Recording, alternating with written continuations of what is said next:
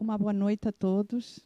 Sejam todos bem-vindos, os irmãos presentes, encarnados e desencarnados. E hoje é uma noite muito especial, porque essa semana foi dia de Kardec, dia de Francisco de Assis, e hoje o nosso amigo, Dr. Ricardo, vai fazer a palestra sobre Francisco de Assis, o patrono da nossa casa. Essa tarde nós já participamos da abertura de um trabalho no Santuário Francisco de Assis, dos amigos que frequentam a nossa casa, Ieda e Charles, e agora nós vamos participar também da palestra.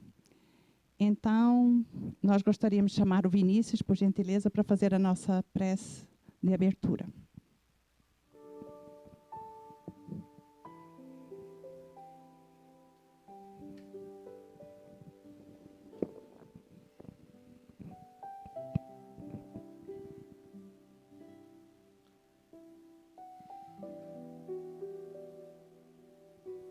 Então, nesse momento, elevando os nossos pensamentos aos céus, agradecendo ao nosso Criador, a Jesus, que é a luz do mundo, que nos abastece com sua proteção, com seu amor, constantemente. Agradecendo também aos mentores espirituais desta casa, aos nossos amigos de luz que tanto nos acompanham, buscando o nosso melhor, buscando o nosso bem. Enfim, mestre querido, bom mesmo é estarmos aqui, reunidos em teu nome, buscando entender mais sobre nós, sobre os outros, sobre os processos e as dificuldades que passamos, buscando nos tornar cada vez mais ferramentas alinhadas com o bem. Amado Mestre, que nessa noite possamos receber as informações trazidas até aqui pela palestra da noite, inspiradas no mais puro sentimento de amor, sempre lembrando daquela figura franciscana, aquela figura que nos transmite amor, nos transmite luz e nos traz a importância de nos relacionarmos melhor com a natureza, com a nossa própria natureza, conosco e com aqueles que nos rodeiam. E assim, Senhor, agradecendo mais uma vez, pedimos que possamos seguir sob sua proteção, seu amor e sua luz, e que possamos também ter a sabedoria e a capacidade de distribuir tudo aquilo que aqui recebemos. Muito obrigado por tudo e que assim seja.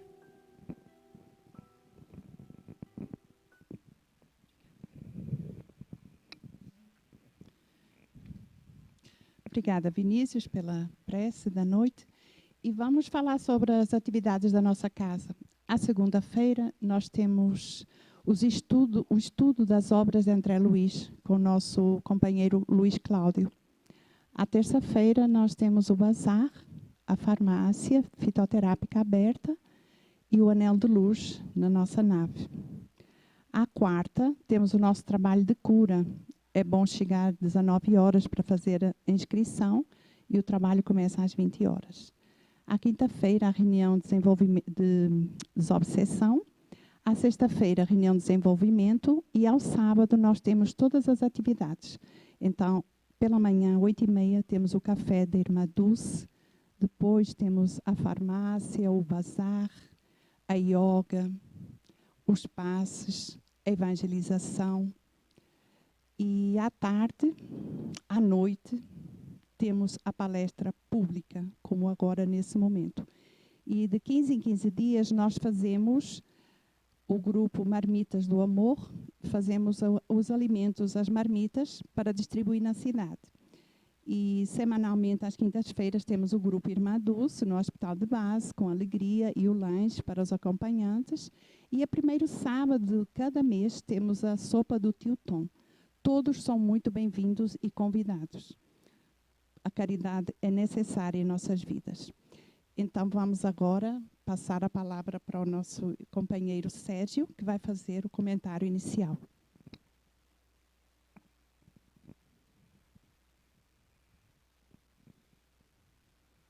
Muito boa noite, meus irmãos.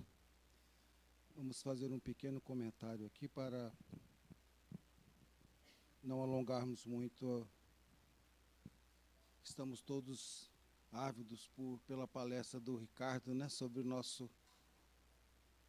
a vida do nosso mentor aqui, Francisco de Assis. Muito bem. O livro Gotas de Paz, Emmanuel, através de Chico Xavier. Todos aqueles que confiam em Deus, que lhe sentem a presença, que lhe aceitam os desígnios, que lhe ouvem a voz no imo da consciência, que bendizem o lugar em que Deus os colocou, que suportam as dificuldades e tropeços, sem revolta e sem queixa, na certeza de que se acham sob a proteção de Deus, que procuram servir ao próximo em seu nome, e que esquecem as ofensas sofridas, lembrando-lhe a misericórdia, jamais cairão em qualquer vale do desespero. Uma mensagem como muitas que Emmanuel nos traz, principalmente nessa coleção onde ele desmembra todo, ou praticamente todo, o Novo Testamento, na coleção conhecida como Coleção Vinha de Luz, Coleção Fonte Viva. Essas premissas de Emmanuel, nos trazendo como trabalhadores simples da seara do Cristo, a cada gesto nosso, no ambiente doméstico, no ambiente profissional, com as nossas crianças, com os nossos idosos. Essas atividades, elas vão nos fortalecendo. Mesmo que nós não estejamos vendo esse fortalecimento a olhos vistos, né? Muitas vezes nós não sintamos o nosso crescimento interior, mas todas as vezes que nós vamos olhar para o próximo, com aquele carinho, com aquele amor, seja no hospital, numa atividade musical, seja numa marmita que vai ser entregue às pessoas de baixa renda, seja numa aplicação de passe, num tratamento de cura, ajudando alguém a atravessar a rua, levantando do chão ali um lixo que foi jogado erroneamente por algum irmão. Nós estamos colaborando, sim, meus amigos, através da simplicidade, da nossa humildade, que ainda estamos em via de consegui-la, mas nós estamos trabalhando pela nossa reforma interior e estamos nos inscrevendo automaticamente para continuarmos o trabalho de formiguinha que Jesus nos pede. Amem uns aos outros, façam ao próximo aquilo que vocês gostariam que fosse feito a vocês mesmos. Esses são os preceitos que Francisco de Assis levou até o limite de suas forças, amando, amando e amando. Que Jesus os abençoe a palavra do nosso irmão nesta noite e que possamos ter grandes ensinamentos hoje. Que assim seja, meus irmãos. Nós queremos pedir imensa desculpa que nós não falamos do trabalho que acontece em São Gabriel, o terceiro domingo de cada mês.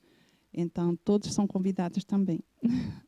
Então, vamos passar a palavra para o nosso companheiro e que Pai Francisco, patrono da nossa casa, possa ficar sabendo dessa palestra, se ele não puder passar aqui hoje, mas que lhe seja transmitido, né? A palavra é sua. Muito obrigada, viu, pela sua presença.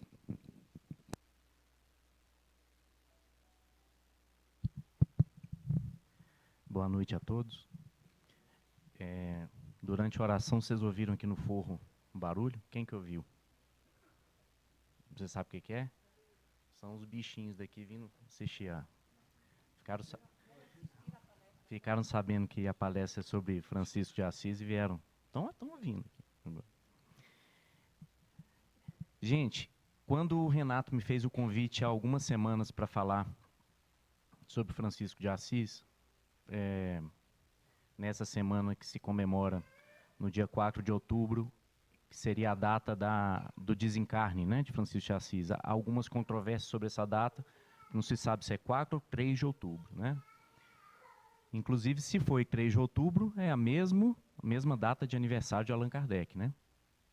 Mas quando o Renato me fez esse convite, começaram a pipocar na minha cabeça várias histórias de São Francisco. Né? Já falei São, eu prometi para o Renato que não ia falar São, já falei São. Várias histórias de Francisco de Assis. E parece aquele músico que está num palco assim, começa, toca não sei o quê, toca não sei o quê, toca não sei o quê. E eu, dessa vez, resolvi não fazer roteiro nenhum para falar aqui. Porque era tanta coisa que vinha na minha cabeça, né, de lembranças de histórias, de passagens, que eu preferi deixar a cargo da intuição. Inclusive, hoje até comentei com o Vinícius, que é meu fiel escudeiro ali, que eu nem passei esse problema para ele de fazer uma harmonização musical aqui, porque eu não sei para onde vai aqui a palestra hoje. Bem, nós vamos falar de uma figura que seu nascimento data em torno de 1182 e seu falecimento 1226. Um espírito que encarnou como Francisco de Assis na Idade Média. Esse contexto é importante por vários fatores. Se vocês observarem, esses espíritos de luz, esses espíritos que trazem esse legado espiritual para a humanidade, eles normalmente encarnam em períodos chave, né? Em períodos importantes para a mudança de pensamento. Por isso é importante a gente entender o contexto em que Francisco de Assis reencarna, né? E no caso dele reencarna mesmo, porque naquela época a população, né, o povo, os miseráveis, que eram a grande maioria, como são até hoje, né, estavam sem norte por conta do posicionamento da Igreja Católica naquela época. A Igreja Católica naquela época vivia uma fase de se intrometer na política, né, era o maior senhor feudal da época, né, donos de terras, né. Era uma época em que ainda existia a Santa Inquisição. Para quem não sabe o que é Santa Inquisição, era a perseguição de todo aquele que não professava a fé católica, né? Em alguns casos, até com torturas, morte,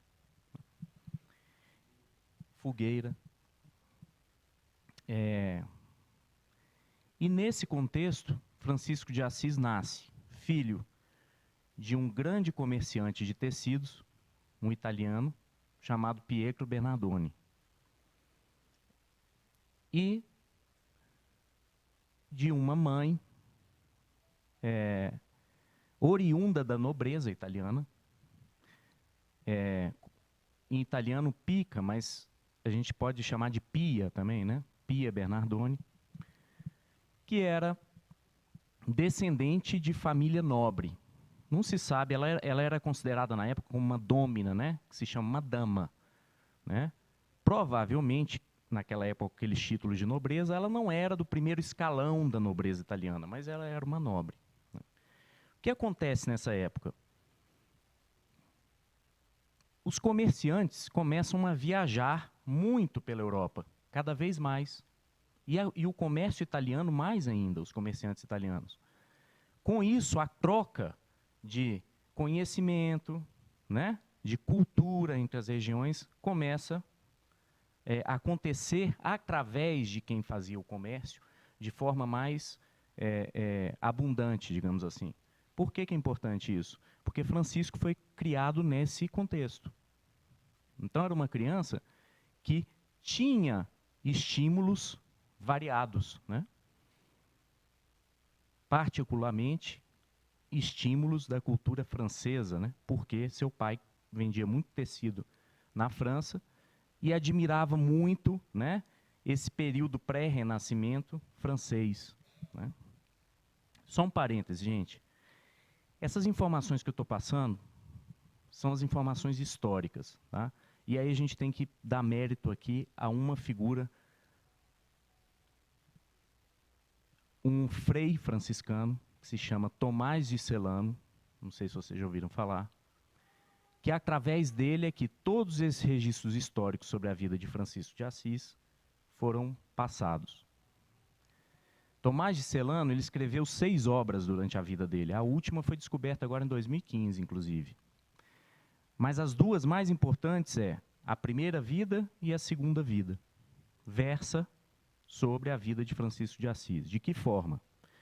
Francisco, quando desencarna, 2 anos depois, o Papa da época solicita a Tomás de Celano que escrevesse uma hagiografia. O que é uma hagiografia? Não é uma biografia, mas é um compêndio, né, de costumes, de hábitos que aquela pessoa tinha, né? O objetivo não era dizer Francisco gostava de maçã, Francisco nasceu, mas Francisco agia assim em certas condições. Francisco passou por essas fases de vida. E para que o Papa encomendou? Justamente para dar uma resposta à população que já se revoltava contra a Igreja Católica. Era como um código de conduta para a população. Essa primeira vida de São Francisco. A segunda vida de São Francisco é encomendada tempos depois, essa segunda vida, já utilizando-se de relatos de colegas de Francisco de Assis, como Frei Leão, Frei Ângelo, Frei Rufino, que eram passagens da vida de São Francisco, né, para relembrar suas condutas perante os acontecimentos para os freis franciscanos que não tiveram a oportunidade de conhecê-lo. Então, Tomás de Celano conviveu com Francisco de Assis. Isso é importante, é uma fonte histórica importante. Ele teve convívio, ele entra para a Ordem dos Franciscanos em 1215, né? Mais ou menos 11 anos antes de Francisco desencarnar, né? Convive, ele não era dos mais próximos a Francisco de Assis, mas ele conviveu, ele estava presente no momento da morte de Francisco de Assis, né? Passou um tempo distante de Francisco, porque naquela época os franciscanos eram muito mandados, 2 a 2, eu não sei se vocês já ouviram falar nisso, 2 a 2, pelas cidades da Europa pregando, né, a doutrina franciscana. Então, feito esse parênteses, né, dado esse crédito a Tomás de Celano, vamos voltar então à época do nascimento de Francisco. Filho de Pia Bernardone, filha de Pietro Bernardone, um comerciante rico de tecidos e uma dama oriunda da nobreza italiana. Francisco nasce, para quem não sabe, eu acho que eu já até disse aqui, Francisco nasce em um estábulo. Vocês sabiam disso? Pia estava em trabalho de parto, um parto muito demorado e muito sofrido. E conta-se então que um morador de rua da época, né, anônimo, toca na porta da casa de Pia, ela em trabalho de parto, uma das secretárias ali atendem a porta e ele pede uma doação, dá um alimento, eu estou com fome, e ela fala, agora não posso, a senhora está em trabalho de parto, e ele do nada fala, olha, então avisa a senhora que essa criança só vai nascer se for no estábulo. E não deram muita importância, continuou aquele sofrimento todo, e quando Pia fica sabendo disso, ela fala, me leva para o estábulo agora, que eu não estou aguentando mais, e Francisco nasce no estábulo. Foi inicialmente batizado, dado o nome, né, de Giovanni Bernardone. O pai, no momento do seu nascimento, estava em viagem para a França. Volta da França e muda o nome do menino para Francesco, né? que nada mais é do que francês, né? Colocando assim a admiração dele pela França.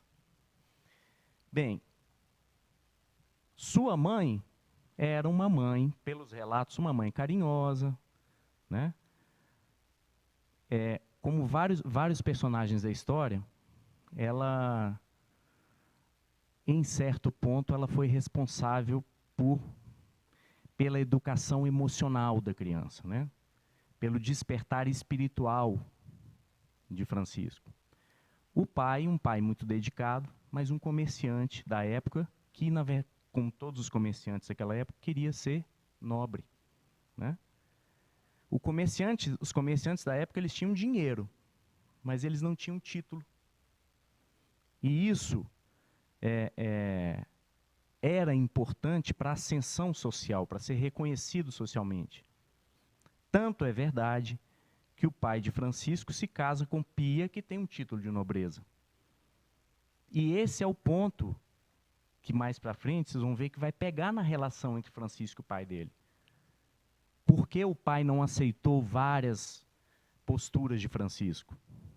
Então o pai de Francisco queria ser nobre, né? Tinha dinheiro, mas não tinha nobreza. Francisco cresce com os ideais do pai, de cada vez mais atingir a nobreza e de que forma que se podia atingir a nobreza de forma mais rápida? Sendo cavaleiro e indo para a guerra, lutar pela igreja. E aí esse livro aqui é muito interessante. Francisco de Assis e Hermann Hesse. Esse autor aqui, ele foi prêmio Nobel de Literatura. Não com esse livro. É um alemão.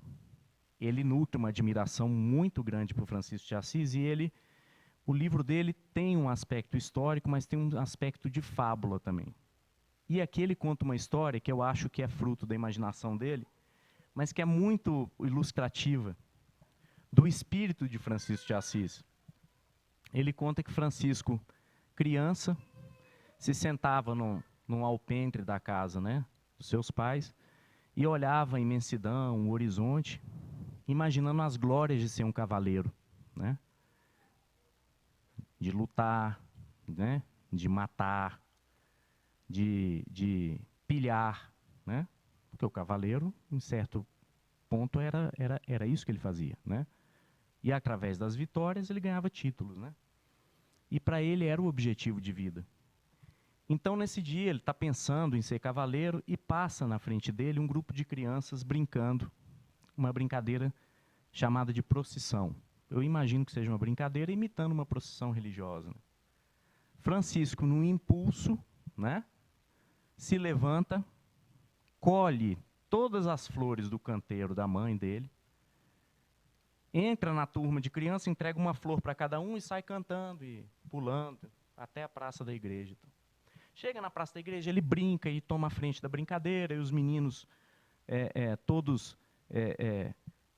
enfeitiçados por ele, pela alegria dele, ele cai na real e fala assim, meu Deus, o que eu estou fazendo? E volta para casa muito desapontado. Por quê? Porque na cabeça dele, de criança, um cavaleiro nunca podia estar dançando, pulando, com flor na mão, sorrindo. E ele volta para casa e conversa com a mãe dele. A mãe já tinha visto que ele tinha colhido todas as flores. E ele volta triste para casa, ela fala, por que você está triste, Francisco? E ele fala assim, mãe, eu colhi suas flores do canteiro. E por que você colheu? Ele falou, não, eu colhi para entregar para os meninos, na brincadeira e tal. Ela falou, meu filho, então as flores cumpriram o papel delas, né? Se transformaram em alegria, em brincadeira. E ele continua triste. Ela, então, ela já sabia, percebendo, falou, mas não é isso que está te deixando triste. E ele, então, fala, como um cavaleiro pode estar com flor na mão, distribuindo alegria e cantando?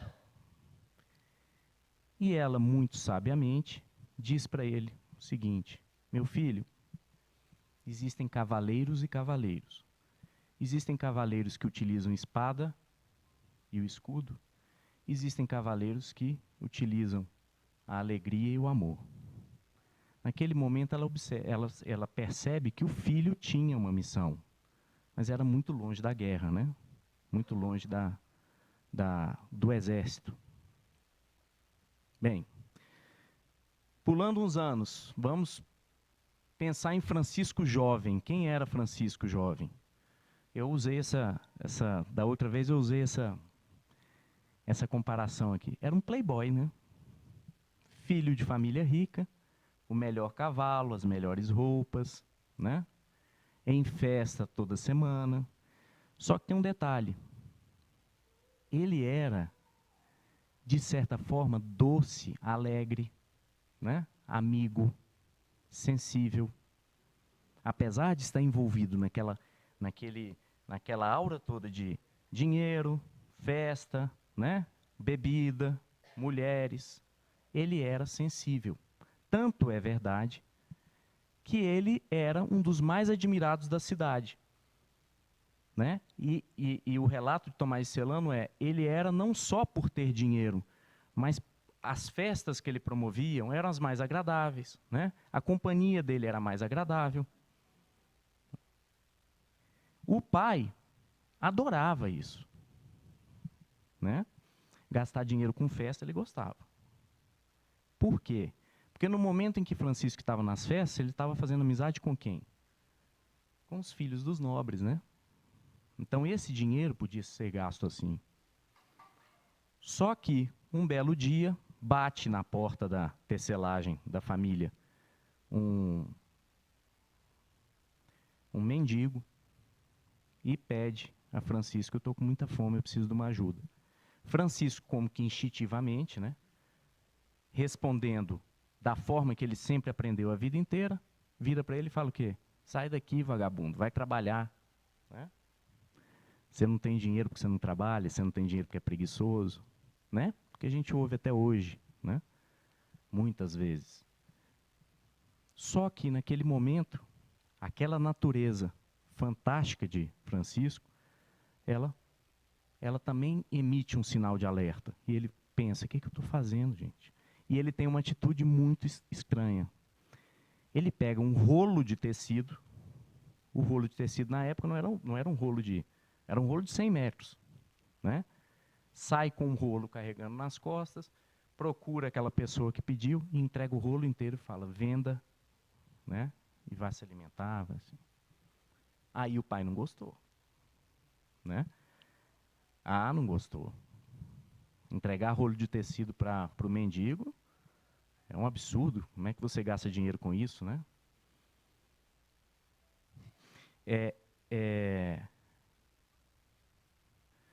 Mas Francisco continua, né, na vida dele de playboy, entre aspas, né? Vamos falar assim. Até que ele completa 18 anos, e ele resolve, então, na época, a cidade de Assis entrou em guerra com Perugia, porque Perugia, alguns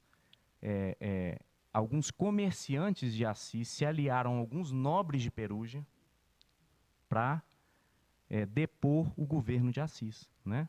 Esperando também títulos de nobreza e tal. E Francisco vai à guerra defender Assis. E Assis perde. E ele passa 2 anos preso em Perugia. Olha que interessante me veio aqui agora. 1182 a 1226.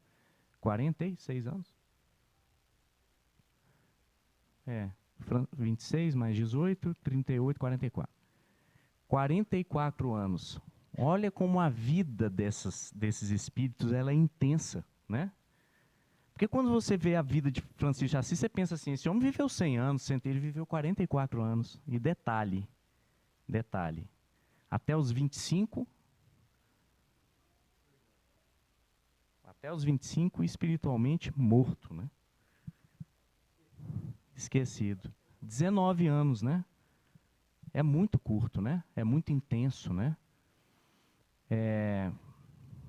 Francisco de Assis, então, retornando, vai à guerra, é preso. Na prisão, então, ele contrai uma doença que ele vai levar para o resto da vida. os registros históricos falam em alguma coisa parecida com uma malária, né? Eu, particularmente, não sei se é malária, porque o relato era de que ele tinha febres, né? Alterações no fígado. Quer dizer, isso aí pode ser malária, mas pode ser diversas doenças também, né? Mas conta-se que era uma malária. E esses quadros antigos, né? Muitos eram ditos como malária, qualquer febre era malária, né? Não a malária como a gente conhece hoje, a doença que a gente conhece hoje. Como é que Francisco, então, sai da prisão? Seu pai vai até Perugia e paga pela soltura do filho, né? Paga uma fortuna, né? Por quê? Primeiro, óbvio, é o filho dele. Segundo, aquele menino ali carregava toda a ansiedade, toda a vontade do pai da família se tornar nobre, né? Francisco tinha que ir para a guerra, ganhar um título de nobreza, casar com uma dama, né? Então, ele volta para Assis. Volta ainda um playboy, né? A primeira pancada que ele toma da doença, da prisão, não foi suficiente. Ele volta como o playboy. E aqui eu quero fazer um parêntese. Por que Francisco de Assis... Sim, eu ouso dizer que depois de Jesus Cristo, a mensagem de Francisco de Assis é a mais atemporal que existe. Por que Francisco de Assis transcendeu a Igreja Católica, né? Transcendeu qualquer crença, né? E por isso até o título aqui que eu coloquei, né, na chamada é Ser Chico, a vida de Francisco de Assis. O que é ser Chico? Por que ele transcendeu, né? E ele é exemplo de caminho, não é só para o católico, não é só para o espírita, né? É para todo mundo. E não sou eu que estou falando, nós estamos falando. Todo mundo reconhece em Francisco de Assis um caminho, né? Um caminho de humildade, um caminho de pobreza, um caminho de amor, né? Um caminho de resiliência. Isso em qualquer crença. E o que mais me chama a atenção em Francisco de Assis é que, diferente das figuras que nós temos como norte, vamos dizer aqui, Jesus Cristo, é o maior norte. Mas Jesus Cristo parece uma coisa tão inatingível para a gente, né? Tão perfeita, né? E é realmente. É um espírito que está a anos-luz de distância. Nós estávamos conversando sobre isso aqui, né? Mas Francisco de Assis não. Tudo que Francisco de Assis nos apresenta foi construído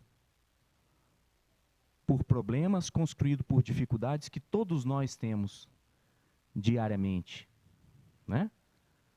Vaidade, ambição, né? A tentação da posse material, né? Uma família que às vezes não o abraça. Percebe como Francisco de Assis é construído exatamente como nós somos construídos aqui? Não é uma criatura que nasceu fantástica, né? Jesus Cristo nasceu fantástico, né? Ele nasceu governador desse planeta. Francisco de Assis não. É como nós todos aqui, né? Então, talvez o caminho de Francisco de Assis seja mais tangível, mais palpável para a gente. E é isso que encanta tanto, né? Percebam a mensagem como é atual. Como a gente fala em ecologia hoje, né? Por exemplo. Ele já falava lá, né? Como a gente fala em arte, a importância da música, da poesia, ele já falava lá. Lá onde? Na Idade Média, né? na Idade Média. E é por isso que muitos autores reconhecem em Francisco de Assis o nascimento do renascimento europeu. O renascimento, vocês sabem, é um movimento cultural na Europa que se deu a partir do século XIV, XV, né? De valorização das artes novamente, de valorização da natureza, né? Valorização da ciência, tudo que tinha sido abafado, né? Demonizado na Idade Média. E Francisco, não à toa que vários autores do Renascimento retratam Francisco de Assis. Por quê? Porque na Idade Média, Francisco de Assis já tinha contato com a natureza, reconhecia a importância das criaturas de Deus, das criações de Deus, importância da arte, importância da poesia, né? Como eu disse aqui. Tudo que a gente encontra aqui no monte. Aliás, no final nós vamos falar sobre o monte. Sobre o monte de Francisco de Assis. Esse bobear é o mesmo, né? Mesmo que o nosso. Então, onde que eu estava, gente? Hã? Do Renascimento. Mas eu estava falando sobre...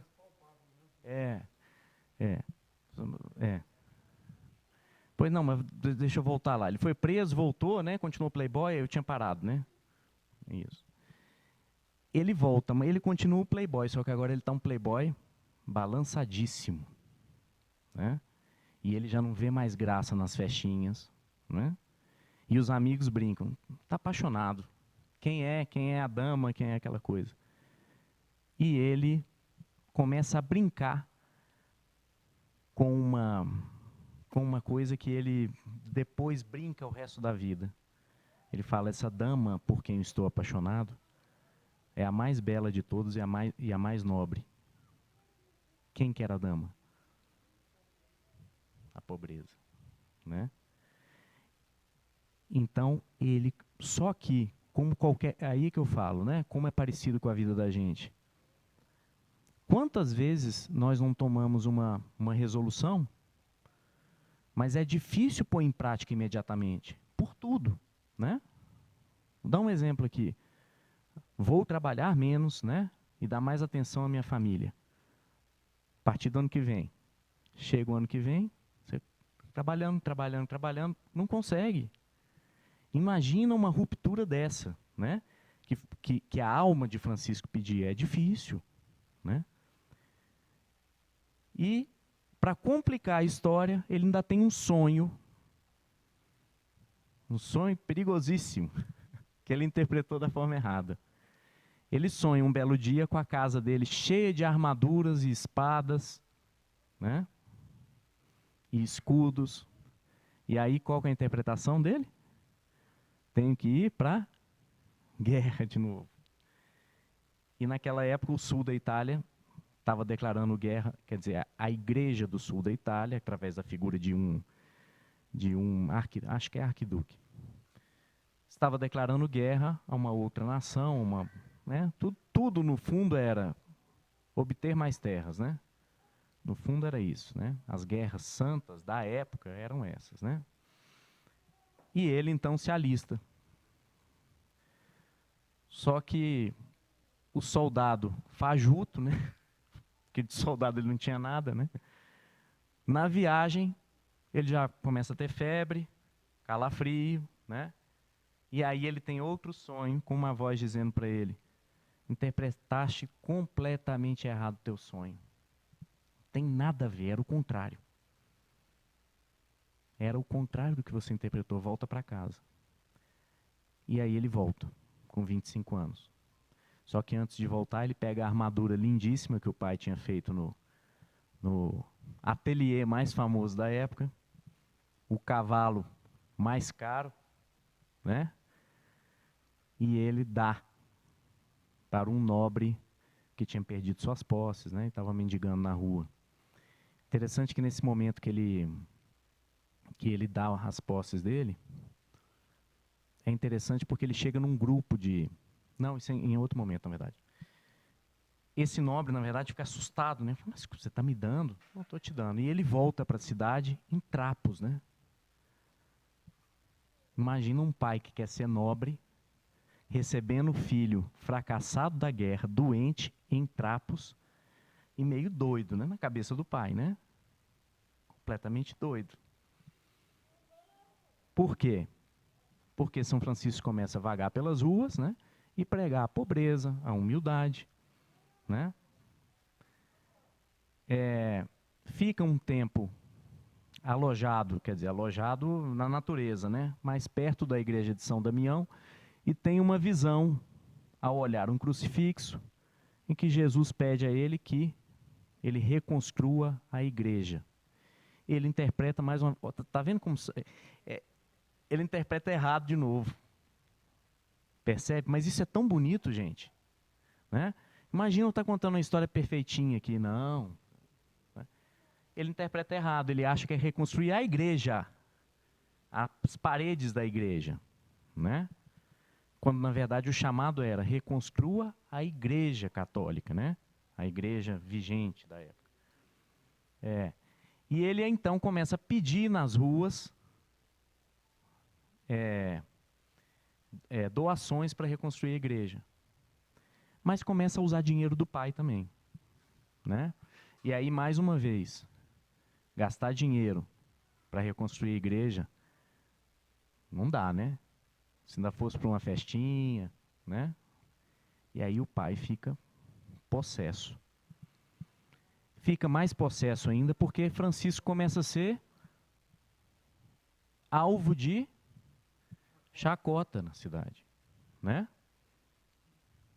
E quando um comerciante italiano vai conseguir ser nobre com um filho sendo chacota? Nunca, nunca, né? De jeito nenhum, não tem possibilidade. Pietro Bernardone então procura Francisco, não para ouvir o filho, para entender. Agressivamente o prende e o coloca no porão de casa, preso.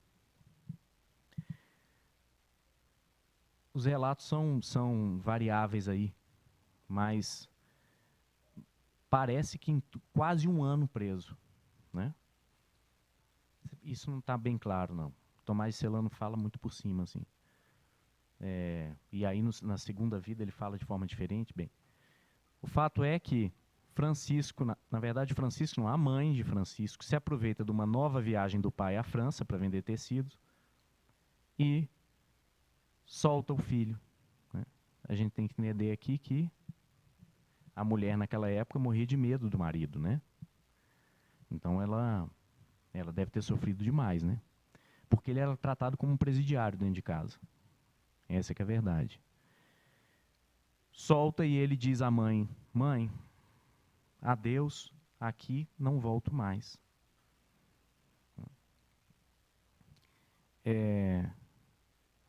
Francisco de Assis tinha um irmão também, vocês sabiam disso? Tinha um irmão, que era outro também que era a cópia do pai, né?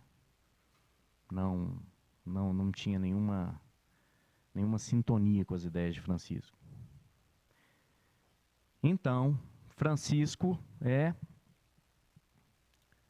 chamado novamente, né, para a igreja e começa a reconstruir a igreja. Tanto de São Damião, depois a Porciúncula, né, e mais alguma, agora que tá, Santa Isabel, Santa Clara. Santa Maria dos Anjos. Eu te perguntei da outra vez, né? Santa Maria dos Anjos. Só que o pai volta de viagem, né? Deve ter surtado e falado as piores coisas para a esposa, né? Por que soltou e tal, por que soltou o bicho, né? E preocupado aí já, ele já não estava mais preocupado com nobreza, a nobreza tinha ido pelo ralo já. Ele estava preocupado agora com os bens, né? Ele estava preocupado com Francisco querer algum bem, né? E doar para os pobres ou doar para a igreja. Ele convoca, então, um bispo da região, que era o órgão... Toda vez eu começo a falar, falta pouco tempo. Que era um órgão da justiça da época, né? Dessas causas menores, familiares e tal. E aí a célebre cena de que Francisco é levado em praça pública, na frente da cidade toda, E o pai dele, então, conta, né? Tá louco, fez isso, fez aquilo, aquilo outro. E a população, esperando que Francisco ia se defender, ele simplesmente retira toda a sua roupa, fica nu, entrega nas mãos do bispo, né? E diz ao pai que o pai verdadeiro dele era o pai que estava no céu, né? Esse momento, essa passagem é um ponto-chave para Francisco. Não só porque a caracterização da liberdade dele, né, espiritual, e da liberdade de ir, porque ele ainda se sentia preso à família, né, aos ideais do pai. Inclusive tem uma passagem bonita depois, em que uma das coisas que ele se arrepende, ele fala para um irmão franciscano, que ele se arrepende muito de não ter perdoado, não ter falado para o pai dele que ele tinha o perdoado, que ele sabia que o pai o amava. Mas ele então, e outra, a cidade começou a ver com olhos diferentes, porque o bispo começou a ver diferente. No momento em que ele abre mão de todos os bens e tira a roupa, o bispo fala, opa, alguma coisa especial está acontecendo aqui, né? O bispo deve ter aprendido alguma coisa da época de Jesus lá, né? Começa a ter aquele medo, opa, eu não vou, né? Porque julgaram um tal de Jesus lá, há 1000 anos atrás, e então viram alguma verdade naquilo. E a população também é aquela coisa, né? As coisas mais sutis, mais revestidas de paz, são aquelas que mais impactam as pessoas, né? Porque se ele tivesse gritado, obrigado, tirou a roupa, né? Atitude humilde, não atacou ninguém, aí todo mundo falou, opa, alguma coisa real aqui, né? E ele então sai. Aí tem relatos que podem ser um pouco assim fantasiosos, mas ele sai, procura um mosteiro, né? Onde ele não se encontra também, porque os monges olham para ele com... Aí ele sai andando nas andanças dele, tem aquela passagem que ele é atacado por uns bandidos, né? E que... Bem, o importante é que ele encontra em uma cidade chamada Gúbio, um leprosário onde ele tem a primeira experiência dele como na nova vida, né? Na vida de pobreza, de amor, de humildade, e ele fica então em torno de 2 anos cuidando dos leprosos desse leprosário, em troca de alimentação, né? Existe uma passagem muito bonita, assim, que quando ele era ainda o playboy lá, um dos impulsos que ele tem de ajudar um leproso que estava sentado, e ele abraça esse leproso e diz, irmão, você tem a lepra no corpo e eu tenho a lepra na alma. Isso é muito bonito, muito profundo, né? E porque foi uma passagem também muito espontânea, como se ele tivesse sido inspirado a dizer isso. Por falar em inspirado, eu quero comentar uma coisa aqui. Não sei se vocês repararam que eu coloquei no título Ser Chico, né? A vida de Francisco de Assis. Eu estava no trabalho ali no Anel de Luz, e eu já tinha tido eu já tinha tido a impressão de ver franciscano ali, de sentir alguma coisa. Mas nitidamente me falaram no ouvido, quando eu estava no trabalho, de não coloque a palavra santo. E eu entendi que era no título. Eu estava até comentando com o Renato. Nada contra o processo de santificação da Igreja Católica, eu acho que é merecido, eu acho que é importante, né? Chamar São Francisco. É tão difícil não falar São Francisco aqui, mas conhecendo a vida de Francisco, eu não sei se ele gostaria de ser santo, né? Pelo contrário. E simplesmente pelo fato também de que, na minha cabeça, santo é muito importante a denominação para a Igreja Católica, e é válido e é importante. Mas eu acho que Francisco de Assis é muito além da Igreja Católica. Diferente de outros santos, que são católicos mesmo, né? Então eu preferi botar Francisco de Assis. E o Ser Chico é em referência, né, a outro mentor nosso aqui da casa, Chico Xavier, né? Que tem muitas características, teve muitas características em vida parecidas a Francisco de Assis, né? Se os dois têm alguma relação, não tem, aí eu já não me atrevo a entrar nesse mistério, tá? Mas, por isso, o ser Chico era homenagem a Chico Xavier, né? Fazendo um paralelo entre os dois. Bem, Francisco de Assis, então, volta depois do leprosário para a cidade para reconstruir a igreja, e aí eu quero acelerar um pouquinho a história. Só lembrando de uma história aqui, a gente está falando de humildade, que em algum momento um irmão dele, né, um frei, né, isso já com o movimento franciscano criado, faz uma pergunta interessante para ele, fala assim: Francisco, porque ele virou um fenômeno na cidade, né? Ele virou um fenômeno. Muita gente largou a família, largou as riquezas e foi atrás dele, né? E criaram uma comunidade em volta da Porciúncula, né? Uma comunidade franciscana. Então, um dos irmãos fala para ele assim: mas por que você, Francisco? Por que todo mundo te segue? O que você tem? Qual era?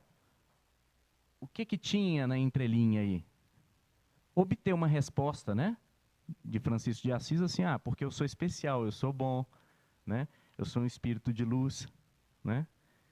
E ele dá uma resposta muito parecida com Chico Xavier deu sobre... Quem foi que disse? Foi nosso irmão que disse sobre eu não sou um verme, eu sou Chico Xavier falando. Eu sou um verme, aí o Emmanuel fala, mas o verme tem sua função. Ele falou, então eu sou um subverme, né? Francisco de Assis então vira e fala para ele assim: meu irmão, ele colocou essa função em cima de mim porque eu sou tão medíocre, mas tão medíocre, que ele quis mostrar que a missão não é do homem, a missão é de Deus. Então, assim, essas figuras, né, que passam e deixam esse legado, todas têm essa característica de humildade, né? E de se sentir incomodado também quando é posto em holofote, né? Francisco de Assis era assim, Chico Xavier era assim. Bem, mas Francisco de Assis então começa várias pessoas começam a segui-lo, né? Uma das primeiras a gente pensa que foi Frei Leão, né? Mas foi um frei chamado Frei Bernardo. Foi o segundo. O primeiro parece que foi um anônimo de Assis, que não sabe o nome, mas foi Frei Bernardo. Frei Bernardo, que inclusive relatado no livro Francisco de Assis, do João Nunes Maia, né? Que aí já é outra história, que eu também não estou entrando aqui, mas é interessante vocês lerem, porque já é a visão espírita, né? Do que foi Francisco de Assis e de quem foi, né? Bem, o fato é que os irmãos começam a se proliferar. Todos, inicialmente, em torno dos ensinamentos de Francisco de Assis, né? Pobreza, humildade e tal. Só que começa a incomodar também. A incomodar quem? A igreja. Então, eles começam a ser perseguidos, né? Mas, como toda missão, né, tem sempre o dedo, né? O dedo da espiritualidade, o dedo de Deus, né?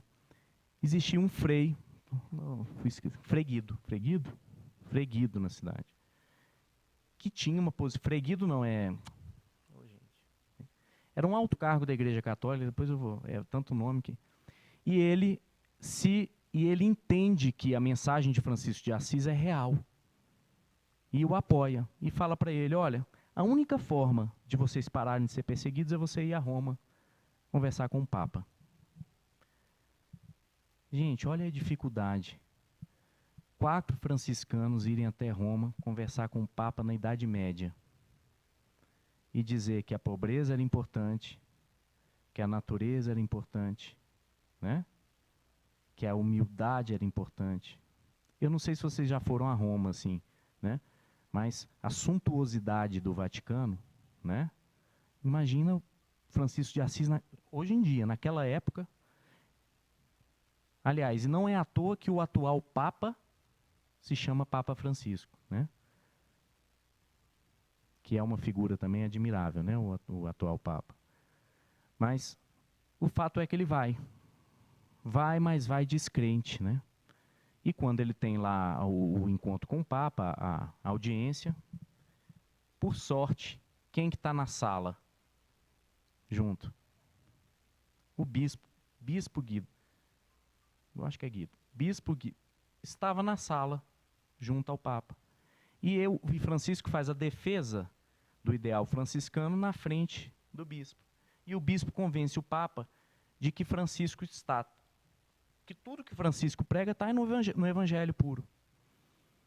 E o Papa, inicialmente, tá bom, vou reconhecer esses 4 aí como membros da Igreja Católica. Eles param de ser perseguidos. Só que quando eles param de ser perseguidos, o movimento aumenta. E agora entra no... Tem muito mais coisa para dizer. Só que acontece uma coisa. Francisco de Assis, o ideal dele era ser sozinho, né? Ele não queria ser chefe, ele não queria ser farol de uma comunidade. E isso começa a pesar na alma dele, de ter 1000 irmãos franciscanos o olhando como se ele fosse o dono da verdade, né? E esse é o real motivo porque ele vai ficar um período isolado no Monte Alverne, né? Ele passa, parece que 2 anos no Monte Alverne em isolamento. A Igreja Católica fala que ele foi fazer uma quaresma, uma coisa, mas, na verdade, esse foi o motivo. Ele já não aguentava mais ser a cabeça da coisa ali, que é a característica do espírito humilde também, né? E tem passagens lindíssimas no Monte Alverne, as mais importantes, talvez, né? Citar uma aqui. Os estigmas, né? Que Francisco de Assis sofreu. Ele teve um encontro com o próprio Cristo, né? E isso quem relata é Frei Leão, que foi o único que ouviu essa história da boca dele. E nesse encontro espiritual com Cristo, ele então fica com as chagas nas mãos, nos pés e no fígado, né, da lança. Chagas essas que ele não mostrava para ninguém e ele ficava com raiva quando alguém pedia para ele não mostrava. Mas aqueles freis que faziam a higiene da roupa dele relatam que existia, né, e que essa embaixo do fígado, inclusive, permanentemente sangrava. Se é estigma, se não é, se é uma ferida por uma doença, pouco importa, né? São passagens assim que são importantes para o imaginário popular, mas não muda a mensagem de Francisco de Assis, né? Não muda. E uma história bonita também é uma história de um falcão. Vocês conhecem a história do falcão? O falcão do Monte Alverne? Francisco todo dia era acordado no momento da oração por um falcão que batia na janela, né, do casebre que ele tinha construído. Só que ele já estava muito doente, né? Então tinha dias que o falcão batia e ele falava, não consigo levantar. E o falcão ia e voltava 1 hora depois e batia de novo. Tem histórias muito bonitas com a natureza também, né? Ele pregava para os passarinhos, né? Pregava para os animais em geral, né? O fato de chamar o sol de irmão, a lua de irmã. Gente, por muito menos, gente foi para a fogueira, viu? Na época. Isso que é um mistério também. Porque, por exemplo, na época, na Idade Média, produzir remédio com planta era bruxaria, por exemplo. Não sei se vocês sabem disso, né? Imagina uma pessoa chamar o sol de irmão, né? Mas por algum motivo, que a espiritualidade só que vai conseguir explicar, ele conseguiu, né, passar essa mensagem na Idade Média. São coisas que a gente tem que parar para pensar, né? O contexto em que ele estava inserido. É assustador, né? uma pessoa defender a posição que ele defendeu, em todos os sentidos, na época que ele defendeu, né? E tem o famoso caso do lobo de Gúbio também, que é o mais retratado na arte, que é mais... Diz que na cidade de Gúbio tinha um lobo que estava aterrorizando as famílias e matando o gado. E ele, então... Então, os habitantes lá de Gúbio fazem uma missão lá para matar o tal lobo. E ele fala, não, gente, calma. Deixa eu conversar com o lobo. E ele entra assim para a mata e todo mundo de boca aberta, né? Vai conversar com o lobo como, né? E ele chega, na beirada da toca do lobo, né? E chama o lobo assim, seu lobo. É engraçado exatamente, seu lobo. E o lobo já vem rosnando, né? Ouve a voz dele e ele fala, olha, eu sei que o senhor está com fome, mas a gente não age diante da fome dos problemas matando, roubando. Eu sei também que os seres humanos poderiam ser mais afáveis. Vamos fazer um acordo? O senhor não vai atacar mais ninguém e a cidade vai se comprometer a alimentá-lo para o resto da vida. E disse que foi assim, né? Também são histórias que, se não é verdade, é o espírito de Francisco de Assis, né? Tem uma muito engraçada, essa eu ri bastante. Diz que uma vez ele estava... A comunidade ainda era pequena, só mais uns 2 minutinhos. A comunidade era pequena ainda e apareceu uma senhora com muita fome, pedindo comida, né? E ele olhou para o lado assim e não tinha nada para dar, né? Na verdade, eles estavam mais magros que a própria senhora que estava com fome, né? E aí um irmão chega para ele e fala assim, Pai Francisco, nós estamos passando mais fome que ela. E aí ele olha para o lado e fala assim, e vê uma Bíblia. Um livro, né? A Bíblia que eles liam. E ele fala, irmão, dê a Bíblia para ela. E o irmão vira e fala assim, mas eu vou dar a Bíblia para que ela vai comer a Bíblia para matar a fome? Aí ele deve ter falado, não, idiota, não é isso não. Não, é para ela vender para comprar comida. Então, ele também era uma figura muito bem-humorada, né? Muito alegre, né? Como eu disse da outra vez para a Isa, tantas vezes ele com dor, né? Porque além da doença que eles falam, a malária, né? Ele adquiriu uma doença chamada tracoma, né? Tracoma é uma doença ocular decorrente de sucessivas conjuntivites não tratadas, né? E é uma doença que deixa a córnea espessada, né? Acumula secreção no olho e além de comprometer a visão, causa dor, né? E várias vezes, né? Isso depois da comunidade já estabelecida e ele, quer dizer, ele já era no final da vida, na verdade, ele não era um proscrito, né, na sociedade, ele era uma figura admirável. Então, chamavam médicos para vê-lo e tal. E ele várias vezes pedia, eu não quero médico, não quero remédio, eu quero música. Então, assim, o desenvolvimento mental desse espírito, né? E com a música a minha dor passa, né? E a gente sabe que a música cura, né? Hoje em dia. Para terminar, em 2026, Francisco de Assis desencarna, né? 1226, 2026, né? Não dá, vai, tá por aí, né? 1226 ele desencarna. E Tomás de Celano faz um relato muito bonito aqui. Celano estava no momento do desencarne dele. E isso é muito importante, é uma fonte histórica muito importante, né? E ele conta que Francisco de Assis, então, nos últimos momentos de vida, pede para os irmãos retirarem ele do leito, colocarem ele deitado na terra, né? Fora, né? Com o céu aberto. E ali, então, ele desencarna. E vários irmãos deles relatam irmãos dele, relatam a visão ou a evidência de que nesse momento o espírito dele acende, abre um clarão no céu e o próprio Jesus Cristo o recebe, né? E ele de joelhos, então, completa, né, o ciclo de vida dele. Além de Jesus Cristo, um corredor de 11 apóstolos o esperam, né? Aí vocês vão me perguntar por que 11 e não 12, né? Aí vocês vão ler o livro Francisco de Assis, do João Nunes Maia.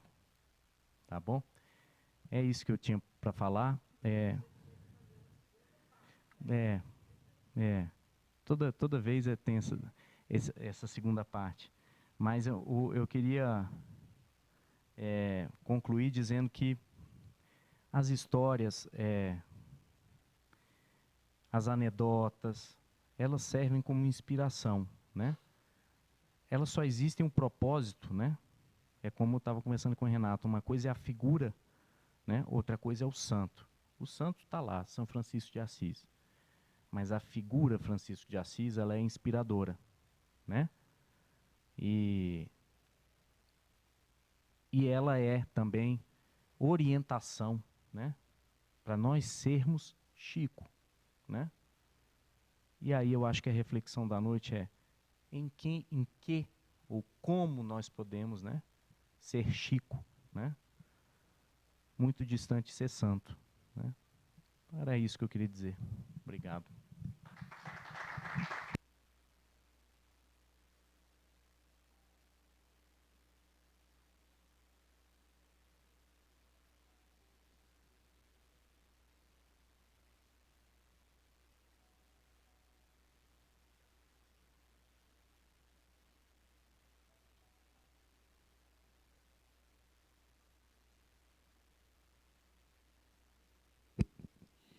Eu acho que o nosso irmão Ricardo tem esse compromisso nessa casa, viu? De falar Francisco de Assis, porque quando ele termina, a gente quer ouvir mais. Então, na próxima, vai continuar. Mas até hoje, realmente, em Assis se respira Francisco, né? Sim, com certeza. Na verdade, assim, minha esposa, minhas filhas estão aqui, é uma coisa que talvez eu não tenha falado para ela ainda, mas vocês devem saber, eu sou médico, ela também, eu fiz minha residência aqui no Hospital de Sobradinho, e eu sempre procurei entender, assim, por que eu vim parar aqui, sabe? No Grande Colorado e tal. Então foi um processo, um belo dia eu saí daqui, eu entrei por aqui nessa Avenida São Francisco, subi aqui e encontrei uma casa e falei com ela, e a gente veio morar aqui.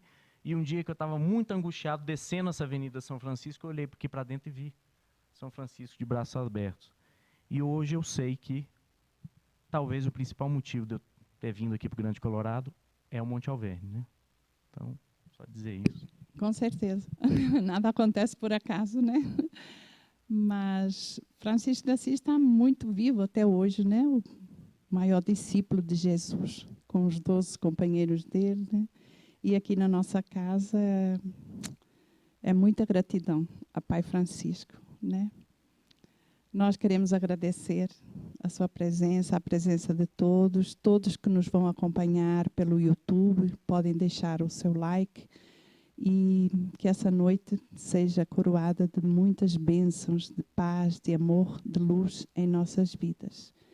Vamos agora continuar e chamar os companheiros para o passe. Muito obrigada a todos, uma boa noite.